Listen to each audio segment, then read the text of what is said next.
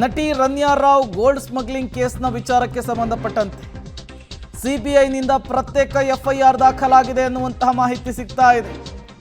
Gold smuggling ಕೇಸ್ನಲ್ಲಿ CBI ಪ್ರತ್ಯೇಕ ಇನ್ವೆಸ್ಟಿಗೇಷನ್ಗೆ ಮುಂದಾಗಿದೆ. ಈ ಮೂಲಕ ನಟಿ ರನ್ಯಾ ರಾವ್ಗೆ ಮತ್ತೊಂದು ಹೊಸ ಸಂಕಷ್ಟ ಎದುರಾಗಿದೆ.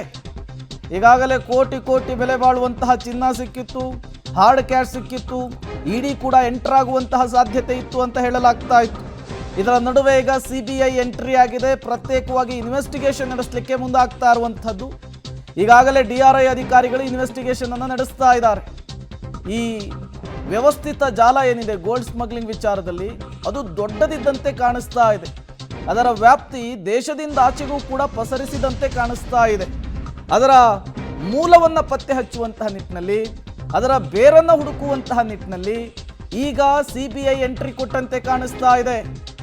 Central bureau of investigation entry ಕೊಟ್ಟಿದೆ.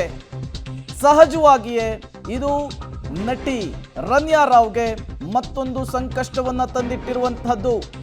ಈಗಾಗಲೇ DRI ಅಧಿಕಾರಿಗಳು ಇನ್ವೆಸ್ಟಿಗೇಷನ್ ಅನ್ನು ನಡೆಸ್ತಾ ಇದ್ದಾರೆ.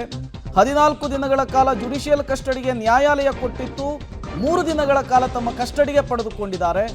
ಅಲ್ಲಿ ಸಿಕ್ಕಿರುವಂತಹ ಮಾಹಿತಿಯನ್ನ ಕ್ರೋಢೀಕರಿಸಿ ಈಗ ಸಿಬಿಐ ಕೂಡ ಎಂಟ್ರಿ ಆಗಿರುವಂಥದ್ದು.